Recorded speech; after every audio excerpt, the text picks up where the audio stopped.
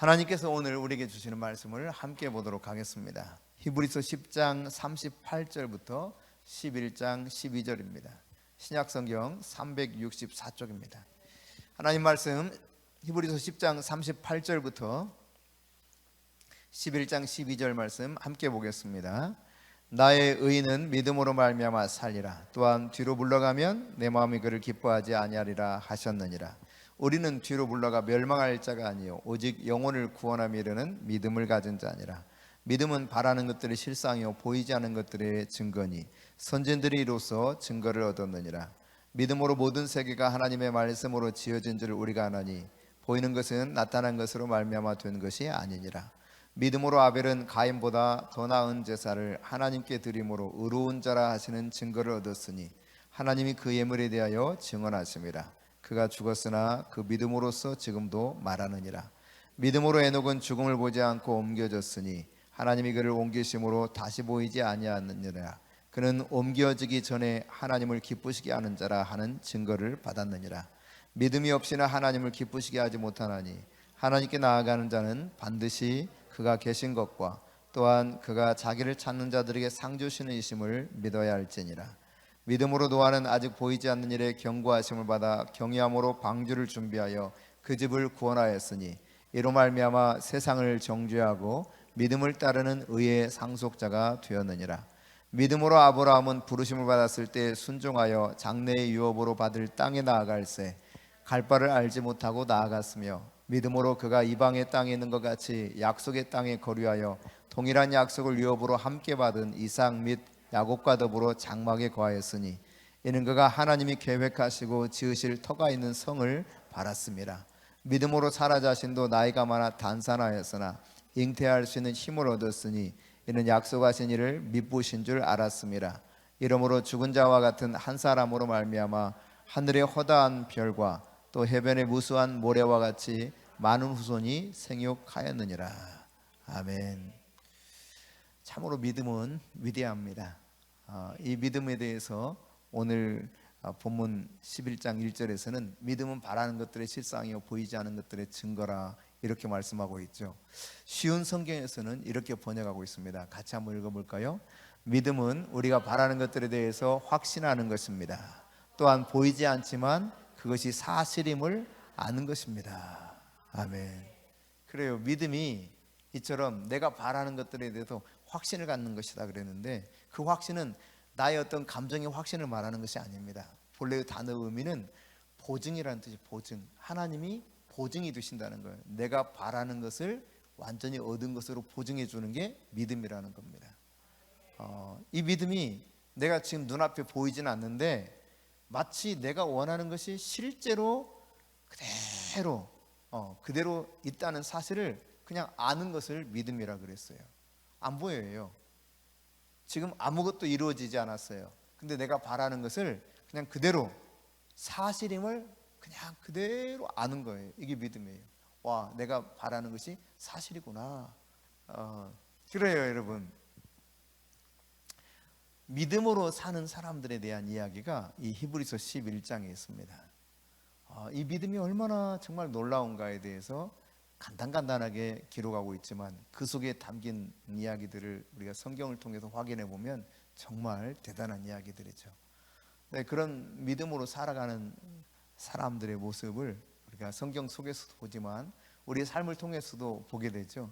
저는 이제 가까이서 저희 고모님을 보면서 그런 모습을 보게 됐어요. 사진 한번 잠깐 보여주시겠어요? 네, 예쁘시죠? 네, 미인이에요. 지금 82살인가 그래요. 예. 이 고모님이 결혼하실 때 남편을 결혼식장에서 처음 보게 된 겁니다.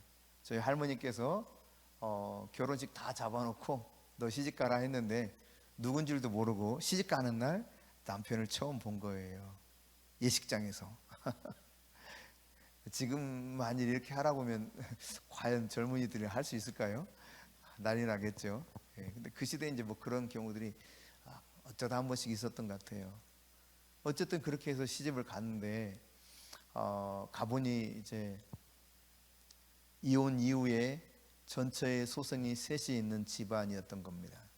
근데 좀 이렇게 평안한 그런 가정이었으면 모르겠는데 그렇지를 못했고요. 그 당시 이제 제가 그 초등학교 6학년 때 우리 고모 집에 가서 유학을 했는데 소위 그때 당시에 이제 그 큰 누님이 이복 사촌 누나죠. 큰 누님이 대학교 4학년 첼로를 배우고 있었어요. 두 번째 아들은 공부를 영 안 해가지고 돈으로 전문대를 집어넣어가지고 전문대를 다니고 있었습니다. 워낙 사고 뭉치였었고요. 세 번째 딸은 고등학교 2학년인가 그렇게 다니고 있었을 때 제가 이제 그 집에 가서 함께 생활하게 됐는데 그냥 분위기가 썰렁해져. 아니 썰렁이 아니라 싸늘하죠, 싸늘하죠.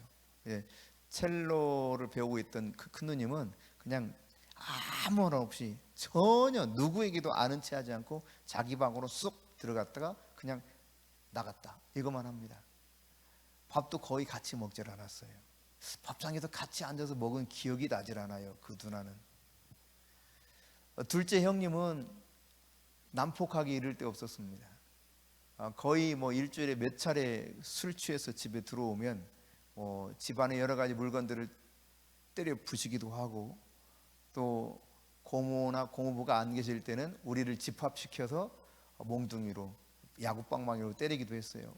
그래서 이제 우리는 이제 몇 대 안 맞았어요. 저 같은 경우는 그래도 한번 이렇게 엎드려 뻗쳐 그러면 뻗치면은 한 대, 두 대, 많으면 서너 대 맞다가 니네들 나가 그러면 다 나갑니다. 여기 현기만 남아 그래요. 우리 사촌 동생 고모의 큰 아들입니다. 그러면 걔를 막 두들겨 패기 시작합니다. 계속 팹니다. 자기 그 화가 풀릴 때까지 어느 정도 화가 풀릴 때까지 때려요. 그 당시 그 동생은 초등학교 5학년이었습니다. 그런 일이 그냥 일주일에 몇 차례씩 일어나는 거예요. 참 고통의 세월이었죠. 네. 누구보다도 고모가 너무 힘들었죠. 또 셋째로 태어난 둘째 누님은 너무 비수를 찌르는 말과 행동을 거침없이 했습니다. 사춘기였기 때문에 그랬겠구나. 이제 나이가 드니까 좀 생각이 드는데 그때는 정말 이해가 안 됐어요. 저 누나가 왜 저러나. 얼마나 쌀쌀맞게 하는지. 밥도 따로 먹었습니다. 네. 밥도 따로 먹었고요. 혼자. 이건 그 분위기를 여러분이 대충 이렇게 짐작을 할 겁니다. 그러니까 편안하게 이렇게 좀 협조적으로 살아가도 어려운데 날마다 그런 분위기, 날마다. 네. 근데 따로 밥 차려주고 그렇게 따로 지내고. 근데 이제 저희 고모가 그렇게 너무 어려우니까 시집 가서 이제 예수를 믿게 된 거예요. 너무 답답하고 나중에 들어보니까요 정말 빨리 죽었으면 싶었대요. 빨리 죽어버리고 싶었다는 거예요.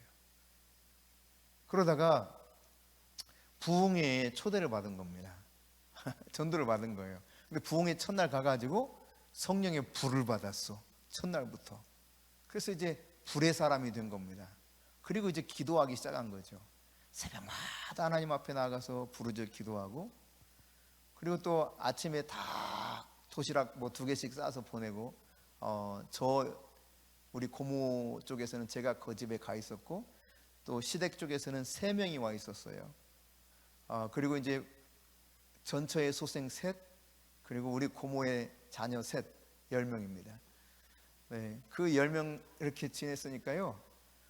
지금 생각하니까 그 수많은 빨래 참 어떻게 했을까. 세탁기도 없잖아.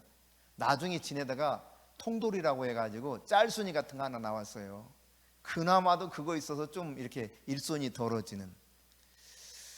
밥도 얼마나 많이 해야 되는지 여러분 상상을 해보세요. 방이 한 8개인가 있었어요. 네. 커다란 집에 정원도 좀 있고 그러나 날마다 그런 싸움이 있었습니다. 기가 막힌 기구한 그런 삶이었죠. 그러니까 뭐 하나님 앞에 울부짖는 방법밖에 없는 거예요. 늘 새벽마다 나가서 부르짖고 기도하고 오셔서 이제 다 아침 먹이고 도시락 싸서 다 보낸 다음에 청소 싹 한 다음에 10시간 되면 다락으로 올라가기 전 문을 다 걸어 잠궈요. 그리고 전화 코드를 뺍니다. 다락에 올라갑니다. 다락도 문을 잠굽니다.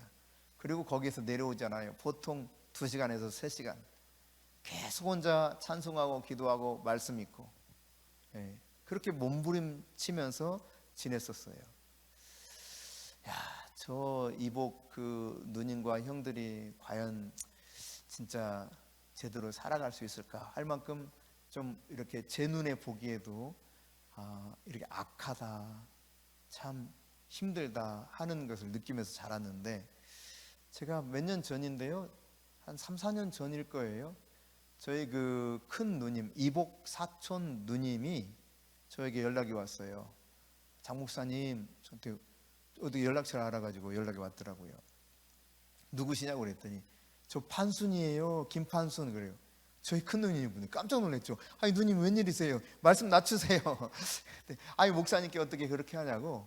그러면서 하는 말이 남편이 장누님이신데 이제 그 나이가 환갑이 됐다는 거예요. 61살. 근데 그냥 넘어가긴 그렇고 가족끼리 식사를 하고 싶은데 오셔서 장 목사님이 드셨으니 예배를 드려주면 좋겠다 싶다는 겁니다.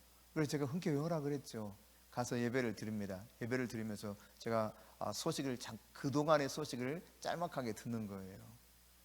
근데 그 큰 누님이 뭐 아파트 한 60평대에 사는데 60 몇 평 사는데 거기에서 이제 매주 토요일마다 밖에 나가서 놀이터에 놀고 있는 애들을 불러다가 실컷 먹인대요. 배 터지게 먹인대요. 맛있게 해가지고 이거저거를 메뉴를 늘 주마다 바꿔가서. 그리고 이제 아이들이 실컷 먹고 기분이 좋아지면 그때 얘들아 잠깐만 해가지고 말씀을 전한다는 거예요. 하나님의 말씀을 전하고 이걸 매주 하다가 어느 정도 애들이 믿음이 뿌리를 내리면 교회학교 선생님한테 인계를 한대. 이 사람들을 맡아달라고. 그리고 자기는 또 이제 개척하듯이 또 가가지고 얘들아 와라 해가지고 이렇게 하는데 보통 30명에서 40명을 그렇게 한다는 겁니다. 매주. 깜짝 놀랐죠. 전혀 예수를 믿지 않으리라고 생각했던 사람들인데 그렇게 한다는 거예요. 그래서 제 속으로 야, 우리 교회에 저런 권사님 한 분 계시면 얼마나 좋을까. 너무 부러운 거예요. 그래서 제가 농담으로 했어요. 누님 우리 교회 오시면 안 돼요?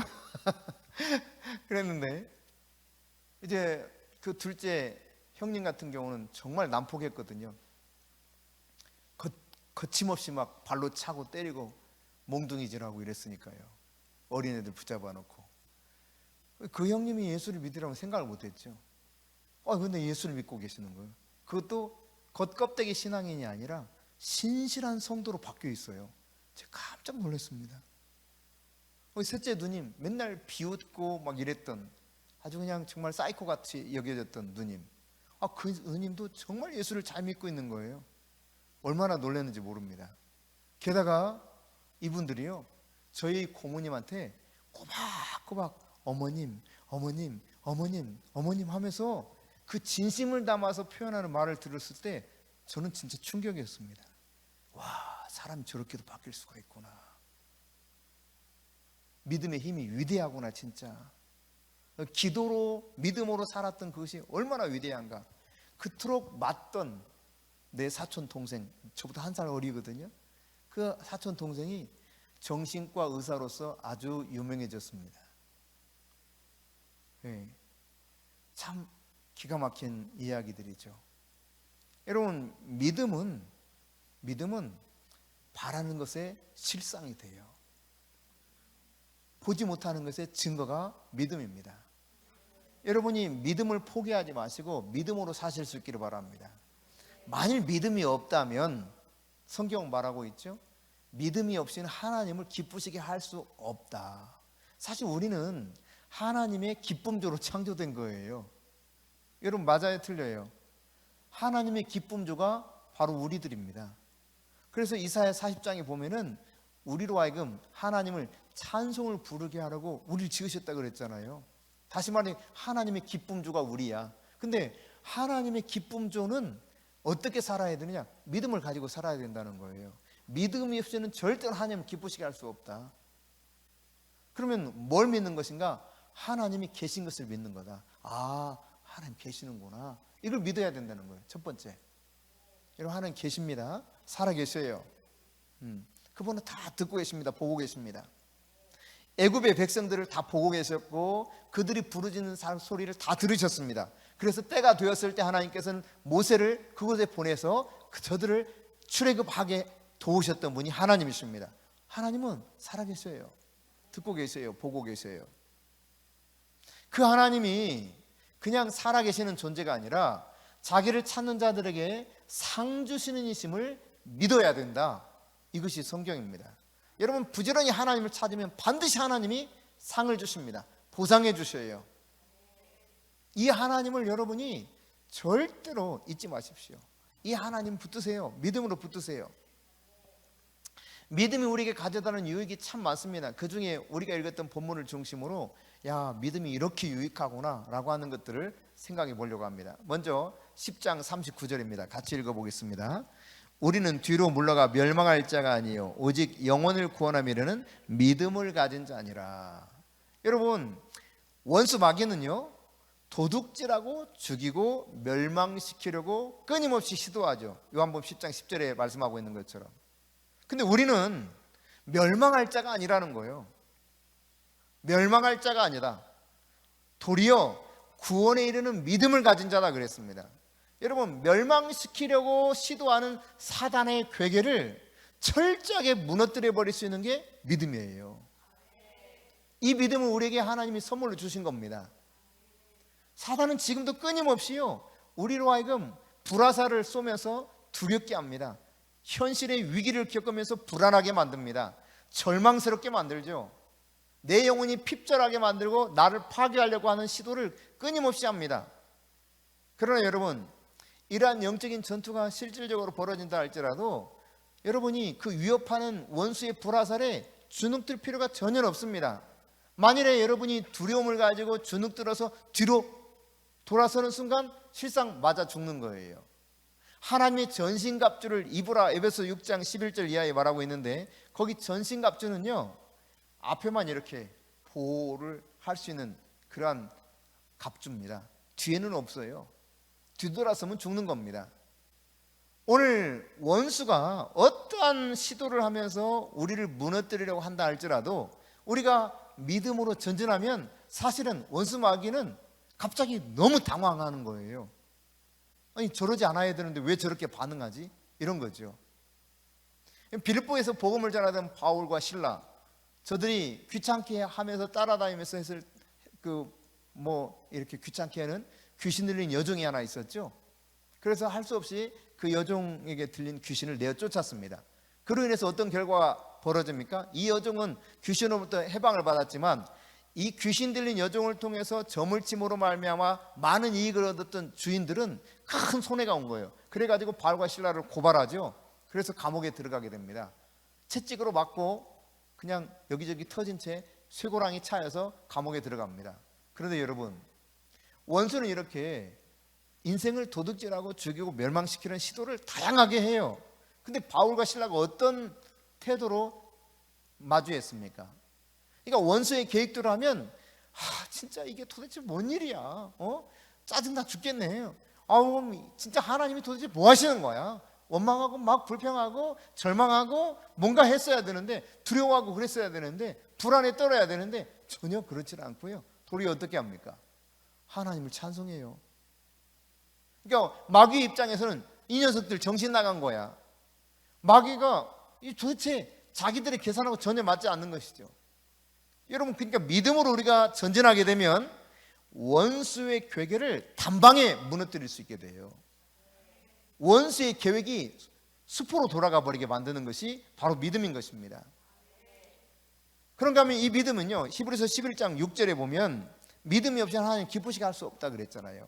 그가 계신 것과 또 그를 찾는 자를 상 주시는 믿어야 할지니라 그랬는데, 이 11장 6절에 보니까 믿음이 하나님께로 점점 나아가게 만들더라는 거예요. 하나님께 나아가게 만듭니다. 그래서 우리로 하여금 구원을 얻게 할 뿐만 아니라 그 이상을 주시는 것이 믿음이에요. 믿음. 하나님의 존재 자체에 대한 확신을 갖게 돼요. 살아있는 그 하나님 앞에서 머무르게 만듭니다. 하나님이 살아계시는구나. 단순히 그렇게 의식하는 것이 아니라 그 임재 앞에 살아가게 돼요. 내 영혼이 구원받을 뿐만 아니라 하나님의 임재를 누리면서 하나님 앞에 더 가까이 나아갈 수 있는 존재로 만들어주는 것이 그 믿음이라는 사실이에요. 마가복음 5장 34절에 보면 딸아 내 믿음이 너를 구원했으니 평안히 가라. 그리고 내 병에서도요 건강할지어다 이렇게 말씀하고 있죠. 구원받는 이거 영혼의 구원뿐만 아니라 평안과 더불어서 건강도 더해주고 있습니다. 하나님의 임재 안에 계속 살아갈 수 있는 은혜의 길이 활짝 열리게 되는 것이죠.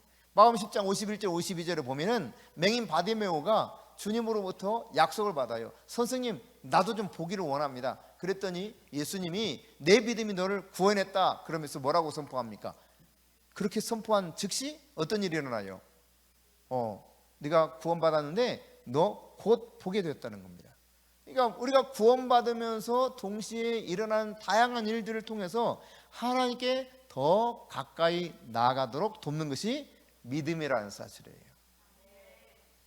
여러분 그런가 하면 이 믿음은 지속적으로 우리를 하나님의 임재 안으로 나아가게 할 뿐만 아니라 믿음은 히브리서 11장 7절에 보니까 우리에게 구원의 방주를 예비시켜 준다는 사실을 가르쳐주고 있습니다. 자, 히브리서 12장 7절 같이 읽습니다. 믿음으로 노아는 아직 보이지 않는 일에 경고하심을 받아 경외함으로 방주를 준비하여 그 집을 구원하였으니 이로 말미암아 세상을 정죄하고 믿음을 따르는 의의 상속자가 되었느니라. 아멘. 이 쉬운 성경을 한번 볼까요? 같이 읽습니다. 믿음으로 노아는 아직 보지 못하는 일에 대한 하나님의 경고를 들었습니다. 그는 가족을 구원하여 방주를 지었습니다. 그는 믿음으로 세상이 잘못 되어가고 있음을 사람들에게 알리고 하나님과 의의 관계를 맺은 사람이 되었습니다. 아멘. 여러분 그러니까 믿음 때문에 하나님의 경고를 들을 수 있었어요. 그래서 방주를 준비합니다. 가족을 구원합니다. 한 사람 노아 때문에요. 노아의 가족이 8명이 구원받게 됩니다. 그래서 여러분이 배 주자를 보면 이렇게 배주 이렇게 쓰잖아요. 근데 배선은 8팔에 입구가 있습니다. 배에 올라탄 입이 8개가 있다는 거예요. 이게 배선자예요. 배선자. 그러니까 방주에 올라탄 구원받은 사람이 8명이었다. 한자에 보면 이 창세기에 나타난 구원의 역사가 많이 기록되어 있어요. 다양한 이런 한자의 기원들을 보면은 놀라운 복음이 거기 실려 있습니다. 이런 책도 나와 있으니까 여러분이 보시면 감탄하게 될 거예요. 전 세계적으로 홍수가 임했을 때 믿음의 사람은 미리 하나님의 경고를 받았고 그로 말미암아 방주를 준비했고 가족이 구원받게 되었습니다. 사람들에게 지금 이렇게 살아서는 안 된다. 가서 말을 할 수 있게 되었어요. 하나님과 의로운 관계를 맺을 수 있었습니다. 여러분 내가 믿음으로 살면 반드시 이 구원의 역사가 여러분 가정 안에 일어날 것입니다. 노아를 통해서 그 가족들이 구원받았던 것처럼 말입니다. 예수님 말씀하셨죠. 성경은 말씀하고 있죠. 사도행전 16장에 주 예수를 믿으라 그리하면 너와 내 집이 구원을 얻으리라. 내가 믿은 이 놀라운 복음으로 말미암아 나만 구원받는 것이 아니라 가족들이 함께 구원받는 역사가 일어난다는 거예요. 여러분 이 믿음을 가져야 돼요. 그리고 경고하심을 받아서 내가 준비할 것을 준비해 나가면 되는 것입니다. 구원의 방주를 우리로 하여금 준비하도록 하는 것이 바로 믿음이라는 사실이에요. 그런가 하면 히브리서 11장 8절에 보면 자 히브리서 11장 8절을 같이 읽습니다. 믿음으로 아브라함은 부르심을 받았을 때에 순종하여 장래의 유업으로 받을 땅에 나아갈새 갈 바를 알지 못하고 나아갔으며 그렇습니다. 여러분 알지 못하는데요 근데 믿음이 있으면 부르심의 응답적인 삶을 살아요. 부르심 앞에서 그 부르심대로 따라 살게 만드는 것이 믿음입니다. 믿음이 없이는 이 부르심대로 내가 응답해서 그 삶을 살 수가 없어요. 왜? 내가 그냥 사는 것이 문제없어. 평안해. 아브라함이 하나님의 부르심을 받기 전까지 갈대아 우르에서 살지 않았습니까? 갈대아 우르는 대도시입니다. 물도 많고 조건이 좋습니다. 그런데 75살에 하나님이 아브라함 부르지 않습니까? 아브라함이 어디로 가는지를 모릅니다. 왜냐하면 하나님이 말씀해 주지 않았기 때문에 그냥 내가 가자는 대로 가자 하고 부른 거예요. 여러분 이 부르심에 따라 사는 것이 쉬운 일일까요? 불안합니다. 염려됩니다. 과연 내가 이렇게 따라가는 것이 맞을까? 걱정도 되기도 하죠. 또 사람들도 그래서는 안 될 것처럼 수많은 사람들이 만류할 수 있습니다. 왜? 알고 있는 길이 아니에요. 그리고 그렇게 따라가는 것이 쉬운 길이 결코 아니다는 것을 대부분 다 압니다. 그래서 끊임없이 야, 우리가 그냥 잘 아는 거 선택해, 쉬운 거 선택해 유혹하거든요. 하나님의 부르심으로 반응할 수 있는 사람은 오직 믿음이 있는 사람만 가능해요. 어디로 가는지 모르는데 어떻게 그 반응하면서 살겠어요? 믿음이 있을 때, 하나님께 대한 믿음이 있을 때만 어디로 가는지 모르지만 하나님이 나를 이끌어 가신다면 저는 기꺼이 따라가겠습니다. 그렇게 될 수 있는 것입니다.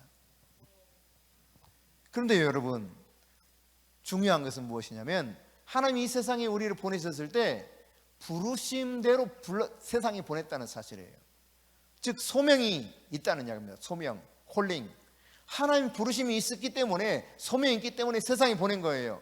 그러니까 늘 제가 말하지만 그냥 편안하게 잘 먹고 잘 살다가 천국 가도록 우리 이 세상에 보낸 게 절대 아니라 이 말이에요. 수많은 사람들은 그것을 꿈꿉니다. 그것은 비전이 아니에요. 인간의 지극히 이기적인 야망에 불과합니다. 하나님 부르심을 주셔서 소명, 이 소명대로 사는 거예요. 누구든지. 예컨대 여러분, 최 목사님 같은 경우는 요한계시록에 대한 하나님의 소명 따라 한 10년 세월을 그냥 쏟아 부은 거예요. 하나님 그렇게 부르셨기 때문에.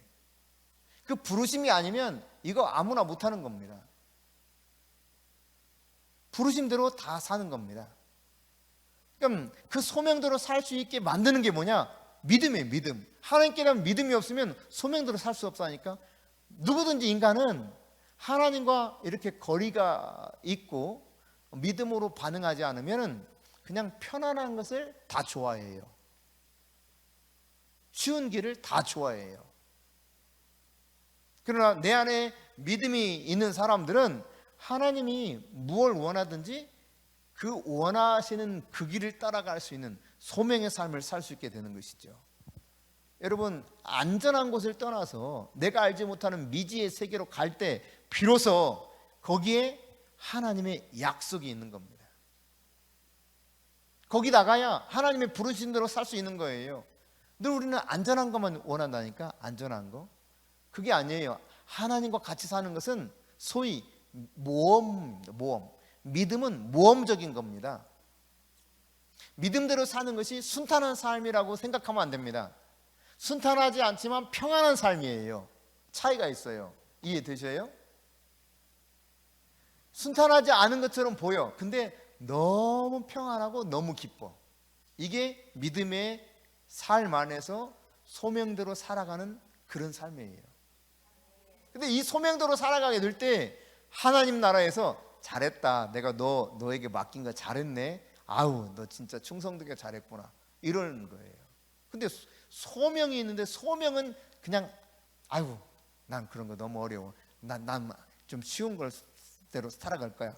생각하고 이 부르심을 외면한 채 살아간다면 너 내가 준 달란트 어떻게 해서 이 악한 종아 이렇게 꾸지람을 받는 그때가 올 수 있다는 이야기죠. 믿음만이 부르심을 따라서 살게 한다는 사실이에요. 그래서 믿음이 얼마나 중요한 것인지를, 유익한 것인가를 우리가 다시 깨닫게 하죠. 내가 그 미국에서 이제 들어오게 된 박순영 집사라고, 지금 이제 전도사가 되는데 들어왔어요. 들어와서 그 당시 이제 본인이 이제 학원에 나중에 그것도 한참 지나고 나서 학원 선생님을 했는데 제가 그랬어요. 하루는 아니, 학원 선생님 하려고 하나님 부르셨겠어?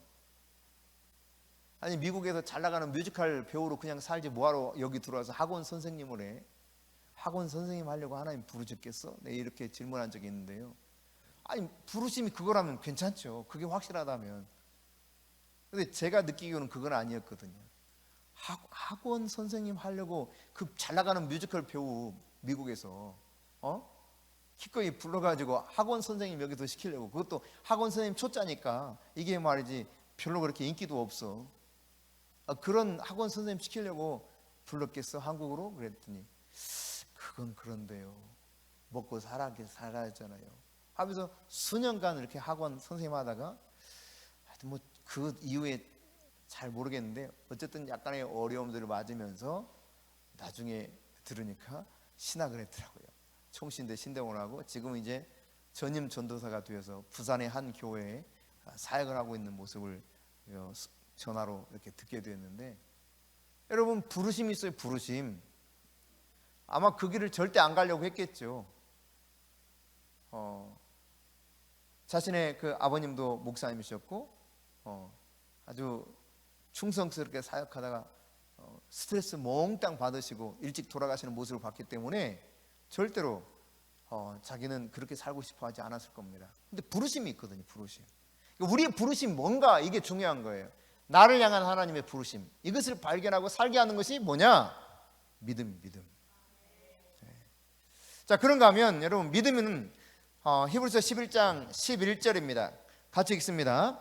믿음으로 사라 자신도 나이가 많아 단산하였으나 잉태할 수 있는 힘을 얻었으니 이는 약속하신 일을 미쁘신 줄 알았습니다. 자, 이 말은 여러분, 믿음이 어떤 유익을 가져오는가, 초자연적인 역사를 우리에게 가져오게 하는 힘이 믿음이라는 것을 가르쳐주고 있습니다. 사실 이미 더 이상 아들을 낳을 수가 없습니다. 자녀를 낳을 수가 없습니다. 사라의 태가 다쳤다라고 분명히 성경이 기록하고 있고요. 본인들도 그걸 잘 알고 있죠. 아브라함도 그걸 잘 알았죠. 내도 나이가 지금 100살이 다 됐고, 아니 내 아내도 지금 그렇게 나이가 많은데 이미 단산됐는데 어떻게 애를 낳냐, 이렇지 않습니까? 99세 때 하나님이 나타나시고 아브라함에게 말씀하셨습니다. 명년 내년 이맘때 너에게 아들을 낳으니 이름을 이삭이라 하라 그랬어요. 근데 그 웃어버렸어요. 아마 헛웃음처럼 웃음이 나왔을 거예요. 하나님도 좀 이 타이밍에는 나를 웃기시려고 농담도 하시는구나, 이랬는지 모르겠어요. 사라도 그 이야기 들으면서 웃었지 않습니까? 아들을 분명히 낳는다는 하나님은. 근데 이름을 뭐라고 지으라고요? 이삭. 이삭의 뜻이 뭡니까? 웃음이야. 웃음. 그들이 웃었기 때문에 웃음이라고도 했을 것이라는 생각이 들고, 또한 이삭을 통해서 진짜 기쁨이 충만한 가정으로 바꿔주겠다는 하나님의 사인이기도 하는 것입니다. 이삭이라 이름을 지으라는 거예요. 그리고 어떻게 되었습니까? 실제로 이삭이 태어났습니다. 여러분, 그렇습니다. 믿음에는 그 어느 누구도 불임이 있을 수가 없습니다. 믿음이 있으면 어떤 영역에서도 불임이라고 하는, 그러니까 우리가 할 수 없는 일이라고 여겨지는 일은 없습니다. 믿음 안에서 이 불임 문제가 다 치료될 수 있습니다. 생물학적인 불임을 뛰어넘어서 모든 영역에서 열매가 없는, 생산적인 결과가 없는 이 불임으로부터 완전히 치료를 받을 수 있는 것이 바로 믿음이에요. 하나님은 그 믿음을 우리에게 주신 것입니다. 할 수 없는 일에 충분한 능력을 발견하게 하는 것이 이 믿음이에요. 믿음. 자연적으로는 불가능해요. 그런데 초자연적인 역사 속에서는 그게 가능하게 되는 그 힘이 바로 믿음이라는 사실입니다. 할렐루야. 그러므로 여러분이 믿음을 가지고 그리세요. 이렇게 우리의 상상력이 굉장히 중요한 겁니다. 믿음으로 상상하세요. 믿음으로 꿈을 그리세요. 꿈을 꾸세요. 그리고 그것을 향해서 계속 지난주에 말씀드렸던 것처럼 믿음으로 선포하세요. 말을 하세요. 그리고 믿었으면 그대로 행동하세요. 움직이세요.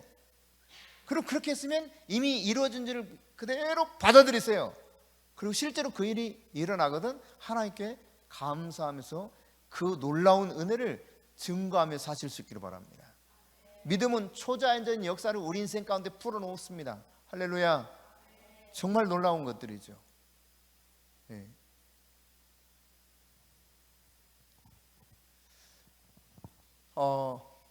어제 이제 우리 그 동기 목사님 한 분하고 이렇게 통화를 하게 됐습니다. 그분도 이제 요한계시록을 제가 최근에 몇 번 보내드렸어요.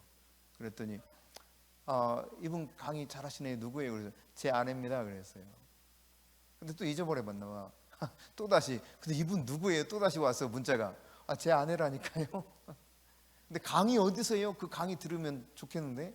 강의 이미 다 끝났고 이제 유튜브로 강의가 올라가고 있는 거다. 그래서 유튜브를 보면 된다 그랬더니 알았다고 구독과 좋아요 자기가 누르겠다고 그랬어요. 근데 무슨 이야기 끝에 아이들 이야기가 나왔습니다. 그래서 우리 애들은 지금 미국에 있다, 셋 다. 그랬더니 아니 하나도 유학시키기 어려운데 그것도 뉴욕 쪽에 하나 있다 그러니까 그 비싼 데서 어떻게 있었냐고. 없으니까 있었다고 그랬어요. 제 대답은 똑같습니다. 돈이 없으니까 그게 있었어요. 거기 있었어요. 여러분 적당히 있으면 고민과 갈등이 생긴다니까요. 그리고 할 수 없는 것이 너무 크게 보이니까 할 수가 없어요. 근데 아무것도 없으니까 오직 하나님밖에 없으니까 그냥 그래 하나님이 꿈을 주시고 하나님이 그렇게 하셨으면 하나님이 알아서 하시겠지 가. 대답이 쉬워지는 거예요. 그러니까 여러분 믿음으로 살아갔을 때 하나님은 내가 할 수 없는 일 가운데 초자연적인 은혜와 능력을 베풀어 주시는 거예요. 그런가 하면 여러분 믿음이 히브리서 11장 9절과 10절입니다. 같이 읽습니다.